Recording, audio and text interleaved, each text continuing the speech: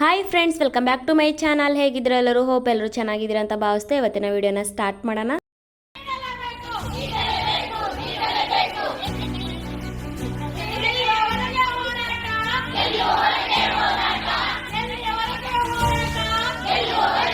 ನೋಡಿದ್ರಲ್ವಾ, ಪ್ರತಿಭಟನೆ ನಡೆದಿರುವಂತಹ ಸ್ಥಳದಲ್ಲಿನ ಕಂಪ್ಲೀಟ್ ಡೀಟೇಲ್ಸ್ ವಿಡಿಯೋ ಕೂಡ ಕ್ಲಿಪ್ ಕೂಡ ಲಾಸ್ಟಲ್ಲಿ ಸಿಗುತ್ತೆ ನಿಮಗೆ. ಸೊ ಯಾತಕ್ಕಾಗಿ ಇದು ಒಂದು ಹೋರಾಟ ನಡೀತು, ಅಂಗನವಾಡಿ ಕಾರ್ಯಕರ್ತರು ಹಾಗೆ ಸಹಾಯಕಿಯರೆಲ್ಲ ಸೇರ್ಕೊಂಡು ಯಾಕೆ ಈ ಹೋರಾಟ ಮಾಡಿದ್ರು, ಸೊ ಕಂಪ್ಲೀಟ್ ಮಾಹಿತಿ ನಿಮ್ಗೆ ಈ ವಿಡಿಯೋದಲ್ಲಿ ಸಿಗುತ್ತೆ. ಹಾಗೆ ಅವರ ಮನಸ್ಥಿತಿಯ ಮಾತುಗಳು ಆಡಿರೋದು ಕೂಡ ಕೆಲವೊಂದು ಕ್ಲಿಪ್ಪಿಂಗ್ ಕೂಡ ಇದೆ, ಲಾಸ್ಟಲ್ಲಿ ಬರುತ್ತೆ, ಅದು ಕೂಡ ನೋಡಿ.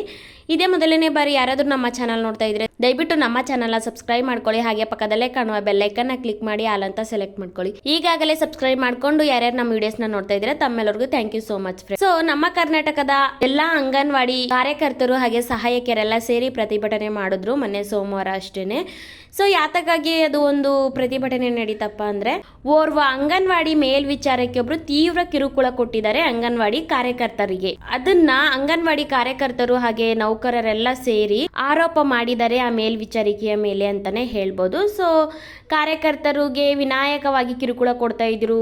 ಯಾವ ಸ್ಥಳದಲ್ಲಿ ಪ್ರತಿಭಟನೆ ನಡೆಯಿತು ಅಂತ ನೀವು ಕೇಳೋದಾದ್ರೆ, ಹರಿಯಾಳ ವಲಯದಲ್ಲಿ ಈ ತರ ಒಂದು ಘಟನೆ ನಡೆದಿದೆ ಅಂತಾನೆ ಹೇಳ್ಬೋದು.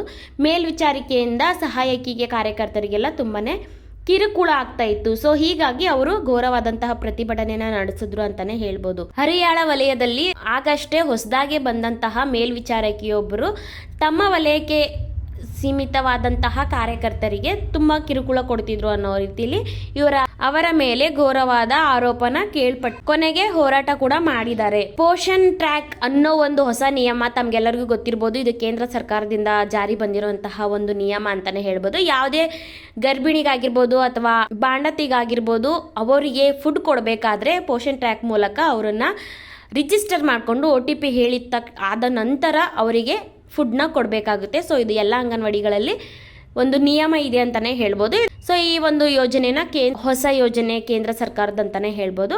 ತಮ್ಮೆಲ್ಲರಿಗೂ ಗೊತ್ತಿರುವ ಹಾಗೆ ಇದು ಕೂಡ ಕೆಲವೊಂದು ವಲಯಗಳೆಲ್ಲ ನೆಟ್ವರ್ಕ್ ಇರೋದಿಲ್ಲ, ತುಂಬಾ ಪ್ರಾಬ್ಲಮ್ಸ್ ಆಗುತ್ತೆ. ಬಾಣತಿಯರಿಗಾಗಿರ್ಬೋದು, ಗರ್ಭಿಣಿಯರಿಗಾಗಿರ್ಬೋದು ಫುಡ್ ಸೇರ್ತಾ ಇಲ್ಲ, ಅವರ ಹತ್ರ ಮೊಬೈಲ್ ಇರಲ್ಲ, ಮೊಬೈಲ್ ಇದ್ರೆ ನೆಟ್ವರ್ಕ್ ಇರಲ್ಲ ಹಳ್ಳಿ ಕಡೆ. ಇದನ್ನ ಕ್ಲೋಸ್ ಮಾಡಬೇಕು ಅಂತ ಸಾಕಷ್ಟು ವಾದಗಳು ಕೂಡ ಮಾಡಿದ್ರು ಎಲ್ಲ ಕಡೆ ಅಂಗನವಾಡಿ ನೌಕರರು ಅಂತಾನೆ ಹೇಳ್ಬೋದು. ಆದ್ರೆ ಇದು ಇನ್ನೂ ಜಾರಿಯಲ್ಲಿದೆ. ಸೊ ಇದೇ ತರದೊಂದ್ರಲ್ಲಿ ಇದೇ ಒಂದು ಪೋಷನ್ ಟ್ರ್ಯಾಕ್ ಅನ್ನೋ ಒಂದು ನಿಯಮದಿಂದನೇ ಇಲ್ಲೂ ಕೂಡ ಗಲಾಟೆ ಆಗಿದೆ ಅಂತಾನೆ ಹೇಳ್ಬೋದು. ಸೊ ಇಲ್ಲೇನಾಗಿದೆ ಅಂದ್ರೆ, ಪೋಷನ್ ಟ್ರ್ಯಾಕ್ ಅಲ್ಲಿ ಏನು ಆನ್ಲೈನ್ ಅಲ್ಲಿ ಭರ್ತಿ ಮಾಡ್ಕೋತಾರೋ ಆ ಸ್ಥಳದಿಂದನೇ GPS ಫೋಟೋ ಕಳಿಸ್ಬೇಕು, ಹಾಗೆ ಹೀಗೆ ಅಂತ ಮೇಲ್ವಿಚಾರಕಿಯವರು ಕಾರ್ಯಕರ್ತರ ಮೇಲೆ ಕಿರುಕುಳವನ್ನ ಮಾಡಿದ್ದಾರೆ.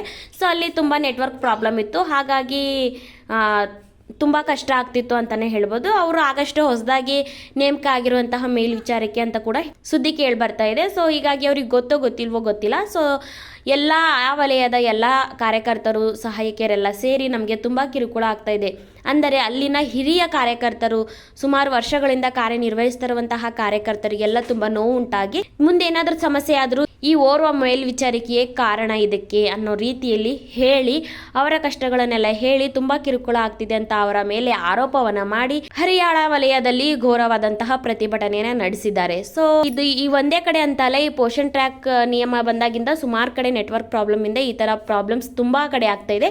ಬೇರೆ ಕಡೆ ಆಗ್ತಾ ಇದ್ರು ದಯವಿಟ್ಟು ನಿಮ್ಮ ಅನಿಸಿಕೆ ಅಭಿಪ್ರಾಯನ ಕಮೆಂಟ್ ಮೂಲಕ ತಿಳಿಸಿ. ಕೊನೆಯಲ್ಲಿ ನಿಮಗೆ ಮಾಹಿತಿ ಇಷ್ಟ ಆದ್ರೆ ದಯವಿಟ್ಟು ಒಂದು ಪುಟ್ಟದೊಂದು ಲೈಕ್ ಮಾಡಿ, ಹಾಗೆ ನಮ್ಮ ಚಾನಲ್ನ ಸಬ್ಸ್ಕ್ರೈಬ್ ಮಾಡೋದನ್ನ ಮರಿಬೇಡಿ. ಪ್ರತಿಭಟನೆ ನಡೆದಂತ ಸ್ಥಳದಲ್ಲಿ ಏನೇನಾಯಿತು, ಯಾವ್ಯಾವ ತರ ಅವರ ಮನಸ್ಸಿನ ಮಾತುಗಳಿತ್ತು, ಸೊ ಆ ಕ್ಲಿಪ್ಪಿಂಗ್ ಇರುತ್ತೆ, ಫುಲ್ ನೋಡ್ಬಿಟ್ಟು ನಿಮ್ಮ ಅನಿಸಿಕೆ ಅಭಿಪ್ರಾಯನ ಕಮೆಂಟ್ ಮಾಡೋದನ್ನ ಮರಿಬೇಡಿ.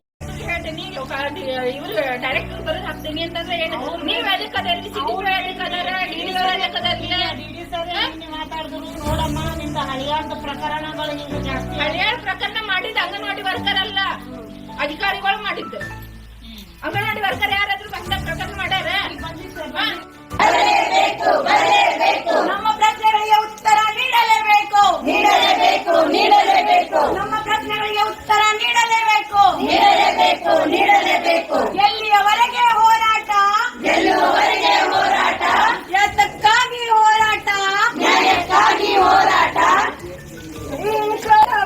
ಜಿಂದಾಬಾದ್, ಜಿಂದಾಬಾದ್. ಸರ್ಕಾರ ಕಿರುಕುಳ ನಿಲ್ಲಲೇಬೇಕು, ನಿಲ್ಲಲೇಬೇಕು, ನಿಲ್ಲಲೇಬೇಕು.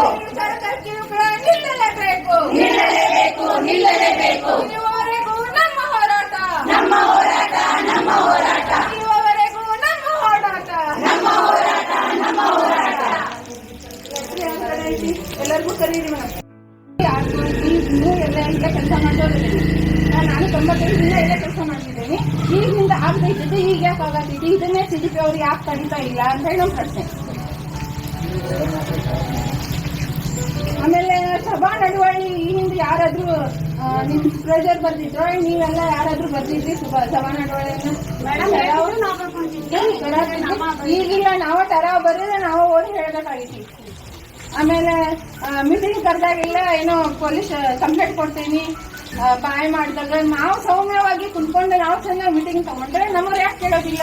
ಈಗ ನಿಂತಾವೆಲ್ಲ ಏನ್ ಬಂದಿಲ್ಲ, ಈಗ ಯಾಕೆ ಬರತ್ತಾವ ಇವೆಲ್ಲ? ಕಂಪ್ಲೇಂಟ್ ಕೊಡ್ತೀನಿ ಅಂತ ಅನ್ನೋದು, ಜಾತಿ ನಿಂದೆ ಅಂತ ಹೇಳೋದು. ಜಾತಿ ನಿಂದನೆ ಯಾರು ಹೇಳಾರೆ, ಯಾರು ಮಾಡ್ಯಾರೆ? ಸುಮಾರು ಬೇರೆ ಬೇರೆ ಜಾತಿಯವರೆಲ್ಲ ಆದ್ರೂ ನಾವು ಆಫೀಸ್ ನೋಡ್ಬೋದಾರೆ, ನಮ್ಮಲ್ಲೇನೂ ಇದ್ದಾರೆ. ಈವರೆಗೂ ಯಾವ ಜಾತಿ ನಿಂದೆ ಅಥವಾ ಜಾತಿ ಬಗ್ಗೆ ಯಾರಿಗೂ ಬಂದಿಲ್ಲ. ಈಗ ಯಾಕೆ ಜಾತಿ ನಿಂದೆ ಬಗ್ಗೆ ಬಂದ್ರೆ ನಾವು ಯಾರಾದ್ರೂ ಮಾತಾಡಿದ್ರೆ ಹೇಳಿದೆ ನಾನು. ಇಲ್ಲಿ ಜಾತಿ ಬಾಳ ಜಾತಿ ಎಲ್ಲಾ ಕಡೆನೂ ಅದಾವ ಜಾತಿ. ಹಂಗಂದ್ರೆ ನಾವೇನಾದ್ರೂ ಆ ಜಾತಿ ಈ ಜಾತಿ ಅಂತ ಮಾತಾಡತ್ತೇವಿ. ಆಮೇಲೆ ಡೈರೆಕ್ಟರ್ ಕಡೆನ ಹೋಗ್ತೇನೆ ಅನ್ನೋದು ಎಲ್ಲದಕ್ಕೂ. ಡೈರೆಕ್ಟರ್ ನೀವ್ ಎದಕ್ಕೆ ಅದೀರಿ? ಆಮೇಲೆ CDP DD ಅವ್ರು ಎದಕ್ಕೆ ಅದಾರ? ಡೈರೆಕ್ಟರ್ ಕಡೆ ಹೋಗೋದಾದ್ರೆ ಡೈರೆಕ್ಟರ್ ಕಡೆನ ಮಾಡ್ಲಿಲ್ಲ ಕೆಲಸ.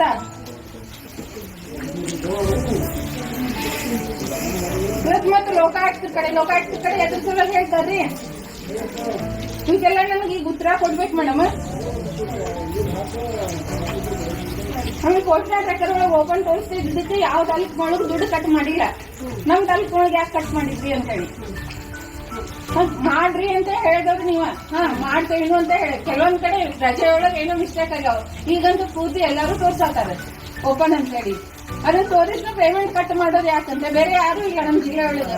ನಮ್ ತಾಲೂಕು ಒಳಗೆ ಯಾಕೆ ಇದೆಲ್ಲ ಆಗತೈತಿ? ಮುಗೀತಲ್ಲ, ಕೊಡ್ರಿ.